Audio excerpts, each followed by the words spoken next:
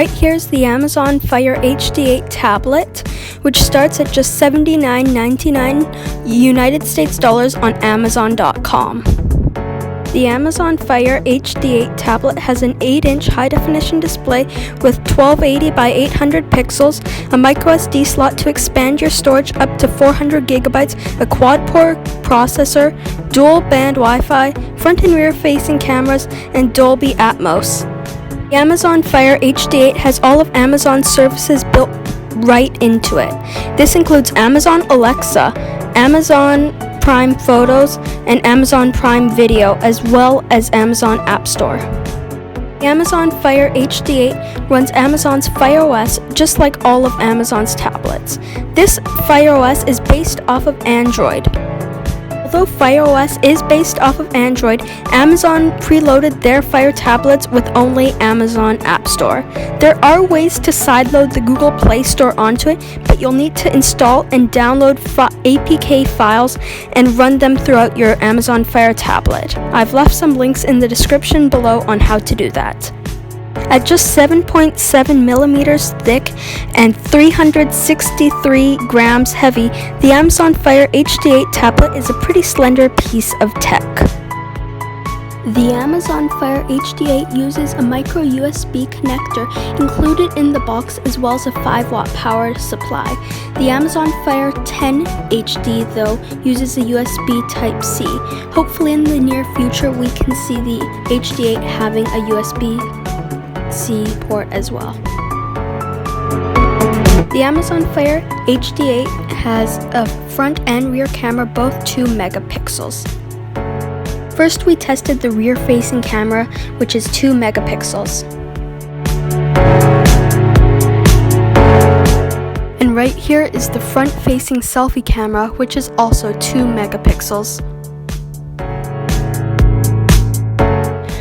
In the pictures, there's visible noise and blend colors, which is partially expected in an $80 tablet. You shouldn't use this tablet as your main camera device. One cool feature of this tablet is, depending on your region and language, you may be able to access Amazon Alexa and in an Echo Show mode. It is very cool, but please check to see if it is available in your country and language. Amazon Fire HD8 has 2 very large bezels at the top and bottom of the device, and this is something to keep in mind if you do not like bezels. The Amazon Fire HD8 and other Amazon Fire tablets have something called special offers. This feature displays full screen ads on the lock screen unless you pay an additional $15 United States dollars to remove this. You can purchase it with or without special offers, and you can always remove special offers after purchase. I've enjoyed this tablet a lot during my testing, and I would definitely recommend it. Tablet's going to be great for you if you're just going to watch some movies, read some books, TV, and other things like that, games. It's a really good tablet for that kind of things. The Amazon Fire HD8 is one of the best tablets you can get for at this price point. It's fast and responsive, and it has a really nice, crisp HD display.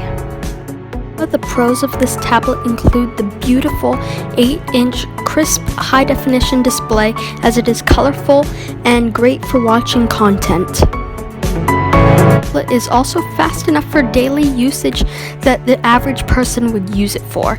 It's not the fastest processor, but it will get you through what you need. Pro of this tablet is the excellent Amazon service integration. This tablet comes with all of Amazon services built right in, and is especially great if you are a Prime subscriber. Another pro of the Amazon Fire HD8 is the incredible value it offers. I just can't get over the incredible price and what you get for it. Now that we have covered the pros of this tablet, it's time to cover the cons. One thing this tablet and all other Amazon tablets are lacking is Google Services integration. You have to sideload the Google Play Store if you want to get your Google services that you rely on every day. One little nitpick about this tablet is the lack of USB Type-C. It has micro USB, and while the Amazon Fire HD10 has USB Type-C, it would have been nice to see it on this tablet as well. final con I have about this tablet is that it uses an older chip. This tablet isn't meant to be a powerhouse, but keep in mind that it might be outdated within a year or so. Overall, I highly recommend this tablet to any budget-conscious buyer who wants the basic functions of email, video watching, and other content consumption. If you want a powerhouse, this is not your tablet. Anyway guys, thanks for watching. This is my first hardware review, so please give me a comment or send me an email on how it's gone.